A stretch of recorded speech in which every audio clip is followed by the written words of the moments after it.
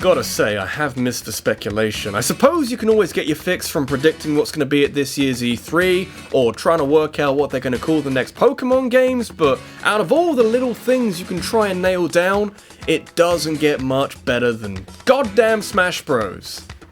It's hours of fun. In the past week, I've been trying to work out what criteria Nintendo uses to decide what characters should and should not be included in their massive collaborative fighting game series, and honestly, I don't think it's all that easy. A couple of years ago, I had a good idea of how Nintendo assembled this roster, but then they started throwing Ryu and Cloud in there and I have no idea anymore. How do you make a video on that? It could be literally anyone at this point. And I guess that's how I'm approaching this video. More of a general wish list than predictions made with any kind of confidence. Honestly, there's still that nagging doubt in the back of my mind that what we're calling Smash Bros. 5 will instead be more of an enhanced port than a true sequel, but you gotta go big in this business. Who do I think will be in the next Smash Bros. Game? Fucking everyone! Let's go crazy with this thing!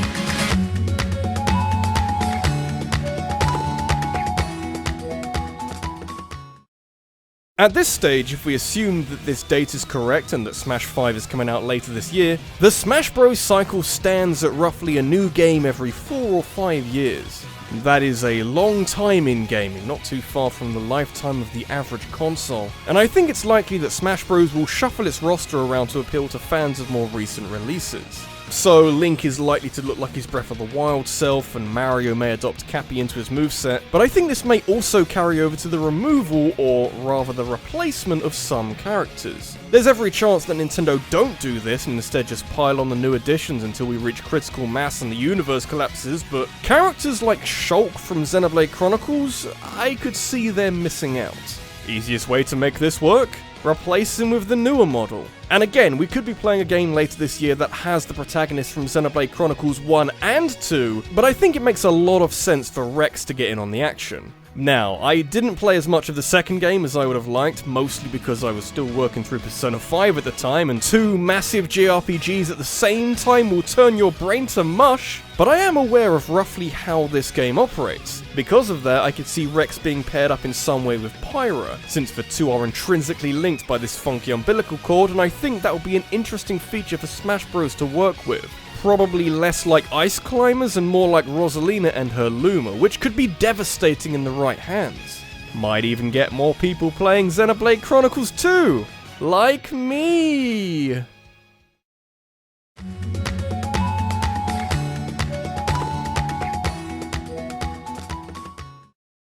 If they don't already, Nintendo should see Smash Bros. As a wonderful opportunity to expose people to either new IPs or old IPs that people have understandably forgotten about. You know, like F-Zero. Oh god. Rather than focus on the depressing side of things, it's a lot more fun to think about how Nintendo can use Smash Bros. 5 to promote games like Xenoblade Chronicles 2 to an audience that might not usually be all that interested in it. If you've got a funky fighting game, then you'd be stupid not to. I had a lot of fun with ARMS last year, even if extended play sessions with the motion controls caused me to pull at least one muscle in my arm. But I think the best thing to take away from the game is the character designs. Everyone has long arms, but they get there in different ways.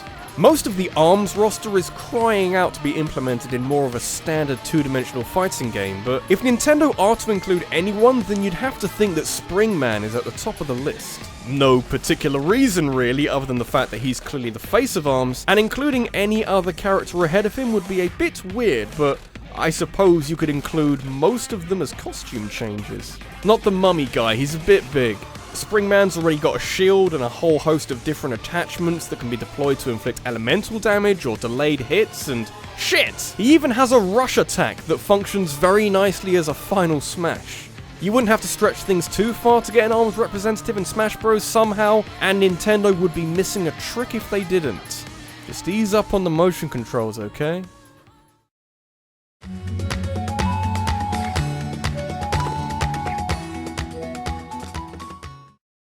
I'm gonna make a bold suggestion that not a lot of people will agree with, but I feel needs to be said for the sake of clarity. We need another Fire Emblem character in this game. I know, bad idea, right? After all the DLC for the last game, Fire Emblem had 6 representatives, which is quite a lot for a franchise few people cared about a decade ago. To put that into context, Pokemon also had 6, and The Legend of Zelda only had 5. This wouldn't be much of an issue if there was some aesthetic variety among the Fire Emblem characters, but they all carry swords and swing them around in broadly similar ways. When I say that we should have more of them, I mean more variety.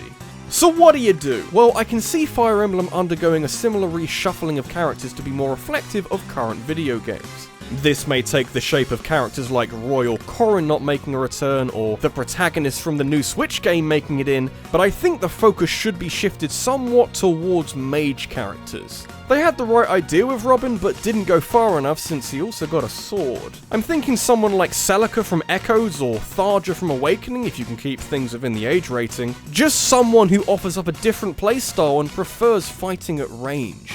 Apart from Zelda, we really don't have a lot of those kinds of characters in Smash. Incidentally, when I was thinking about this earlier, I briefly thought that we could have Hector in here somewhere, if just so we can have a big tanky guy who swings around a massive axe. Sadly, not the most current character in the world.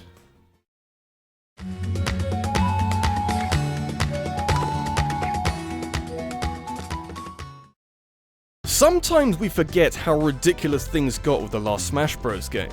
There were significantly more characters than ever before, and the caliber of fighters at your disposal here blows my mind the more I think about it. This is a game where Mario, Sonic, Mega Man, Cloud, Ryu, and fucking Pac-Man can all duke it out with each other in the kind of scenario that no one could have predicted with any great confidence. The only problem with a setup like this is you have to work even harder with the next game if you're to go one better. I don't know how or if Nintendo can do that, but they're on decent terms with KONAMI these days. Solid Snake returning looks unlikely because he's too busy being whored out, but what about Bomberman?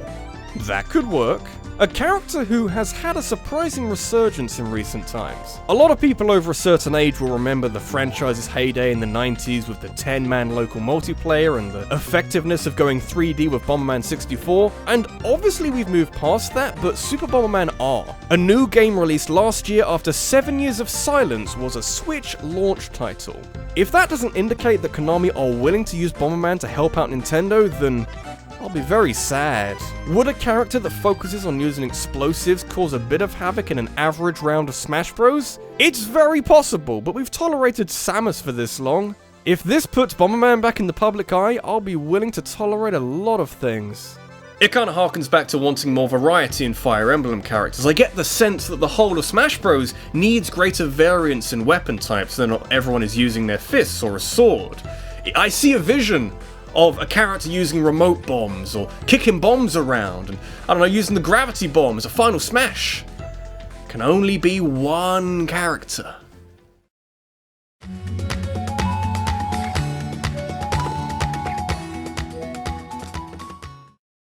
Some of you might remember that I've made this video before. Way back before we knew Smash 4's final roster, I made a similar attempt at trying to guess and really convince everyone watching that certain characters like Girahim and Professor Layton should be given a chance in a fighting game. I could do that now as well, but I think it would be a better use of my time to talk about completely different characters. That video is nearly 5 years old and quite a lot has happened since then. For one, Nintendo finally found a use for Toad. On his own as a standard character who frequents the Mario parties and the Mario Karts, Toad has struggled to assert himself as someone who has any notably unique traits. That's where Captain Toad and his surprisingly good spin-off series comes in. Not only do you finally have a version of Toad with an original design and enough recent appearances to warrant his inclusion in Smash Bros, but you've also got a challenge. Captain Toad's thing is that he can't jump due to the weight of his backpack, and while I think it'd be a bit crazy to implement the same restriction in a free-flowing fighting game, it does give Nintendo and Bandai Namco an interesting problem to solve. He also has a pickaxe, so they wouldn't have to try too hard.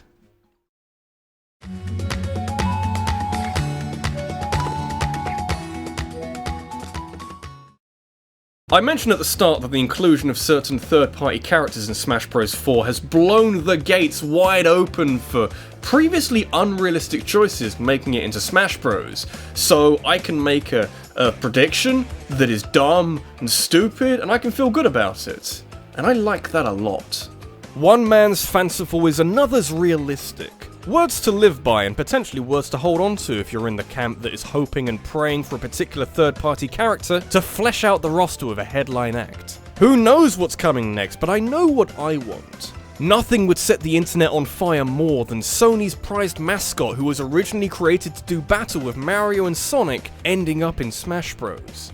Those two have been here for some time. Crash Bandicoot's got some catching up to do.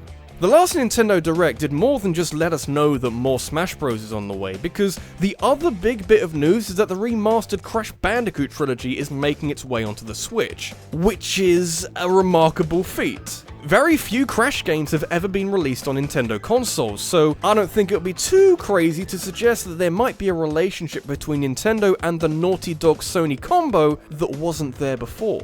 Certainly, Crash has shown in a lot of his games that he has the moveset to fit into this kind of fighting game, and if the devs run out of ideas for his moveset, they could always lift stuff from PlayStation All-Stars Battle Royale. I'm just going to interject there for a brief moment because having looked it up as part of editing this segment, Crash Bandicoot was never in Sony's PlayStation Battle Royale thing. You'd think he would be, but he never turned up. It's kind of weird. Most of this is down to the fact that Activision own Crash Bandicoot these days, which you would think would be a stumbling block to Crash Bandicoot being in Smash Bros. But on their little press release for the Nintendo Switch third-party support, Activision are there, so this is still theoretically possible. Anyway, just thought I'd correct myself before everyone else does it for me.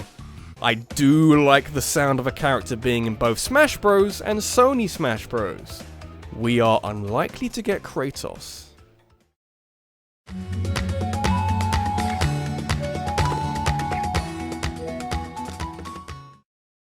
So these third-party characters are a wonderful addition that broaden the target demographic to involve fans of franchises that aren't typically associated with Nintendo. But I think if there's such an amicable relationship between two developers, then you can afford to push things a little further. While it's cool that Sonic has been in Smash Bros for a few games, maybe it'd benefit everyone to include other Sonic characters as well.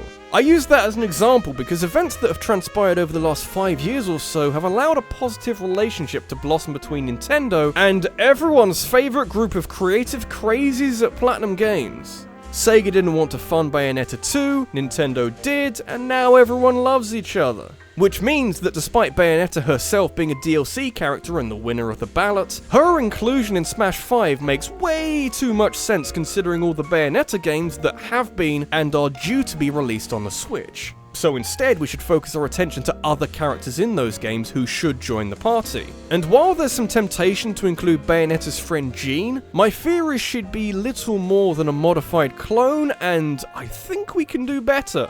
I'm proposing we get Rodin in on the action, the shopkeeper guy who sells Bayonetta weapons and combos, but also has a fairly involved role in the stories of both games. More importantly, for his Smash Bros credentials, you can purchase a stupidly hard boss fight against Rodin in both games, where he turns into a superpowered version of himself and promptly kicks the crap out of you. That to me seems pretty damn perfect for a final Smash. Maybe he could be like Captain Falcon and Ganondorf for stature, but obviously with a completely new set of moves. Bayonetta's here to stay, might as well get comfortable with it.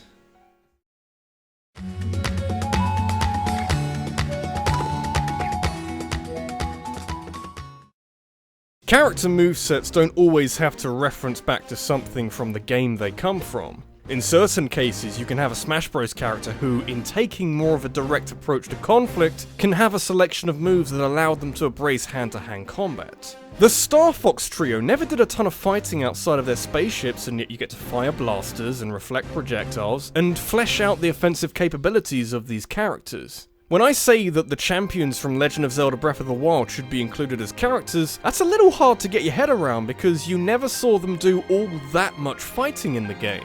which means you have a clean slate. Like with Captain Toad and the potential Rex-Pyra combo, implementing the champions poses an intriguing dilemma for the developers. I don't think that each of Daruk, Urbosa, Revali, and Mipha should get their own slot, because that is some serious oversaturation of Breath of the Wild, but how would you go about working these characters into Smash Bros? I see two potential solutions. One, you only include, say, Urbosa and bring the other champions in for the final smash like with Mega Man. Or two, you put them all onto one character slot and allow the player to switch between the four of them like with Brawl's Pokemon Trainer. Now, there's a good chance that the second option ends up being hideously overpowered as well as a lot of work for just one character, but I think there's too much potential for unique fighting styles and a flashy Divine Beast final smash to drop the idea entirely. It's also been quite a while since we got a new character from a Zelda game, and we've had some iconic names in that time. Methinks we're overdue.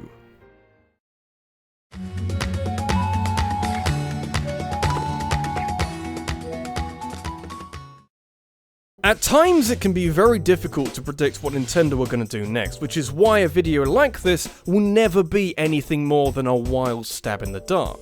I can't claim to be some kind of prophetic genius when it comes to foretelling the roster of the next Smash Bros. Game. Instead, all I can do is put ideas on the table in the off chance that Masahiro Sakurai finds the video and is like, you know, that's a good suggestion, maybe I'll do that. In my mind, he's probably got Nintendo higher-ups in his ear whispering sweet nothings about this weird cardboard they've been working on recently that is set to revolutionize video game programming as we know it. And then Sakurai's like, yo, that'd be awesome! And that's a hard concept to get to grips with. Do I want Nintendo Labo to be in Smash Bros. Because cardboard as a playable character in anything, let alone a fighting game, is one of the wackiest things I've ever heard? Yes, that is absolutely true, but I think equating Labo to something like Mr. Game & Watch makes it easier to understand. So it'd be more than just a bunch of cardboard flopping around all over the place and actually channeled and structured in a way that references Labo projects while still acting like a fighter.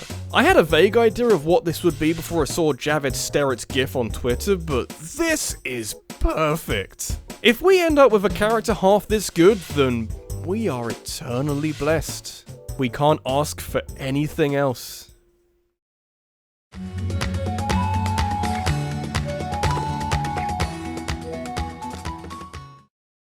It's very self-indulgent, all this, isn't it? There's an element of wanting representation for a game you've played as some kind of higher recognition for both the time you've spent with a game and the qualities that the game has that have allowed its characters to take part in Smash Bros. Anyone who makes a video or an article like this who claims to not have a stake or bias in their choices isn't doing a good job of convincing anyone. Luckily, I've been aware of my internal interest since before we started this video. Because I would like RabbidLuigi to be in Smash Bros. Not that guy. He's a little too out of shape and lacks the fighting experience, although he can make annoying noises with his hands and mouth. Of course, I'm referring to the character that was created from combining Ubisoft's Rabbids and Nintendo's Luigi in last year's Mario and Rabbids Kingdom Battle. A game which I think shocked a lot of people due to how not shit it was. Although, that's not the thing about this game that shocked me the most, but you've heard that story before. In all seriousness, RabbidLuigi in this game has a multitude of abilities and weapons that can be called upon when piecing a moveset together. The guy's got a rocket launcher, a shield, a vampiric dash, whatever the hell a warp is, and some really impressive athleticism to round everything off. He is perfectly suited to being a playable character in Smash Bros. All that's left is to prepare, mentally and physically. Mostly mentally. This has been RabbidLuigi, and the slight snag to all of this is that RabbidLuigi is probably the least likely of the crossover characters to make it into Smash Bros. So Rabbid Peach is this easy access to selfie jokes and dancing, and Rabbid Mario makes a lot of sense because it's an easy connection between the two games. But I am holding out hope. Mind you, it was pretty crazy last time, so this will probably just destroy my YouTube channel at this rate, so be careful what you wish for.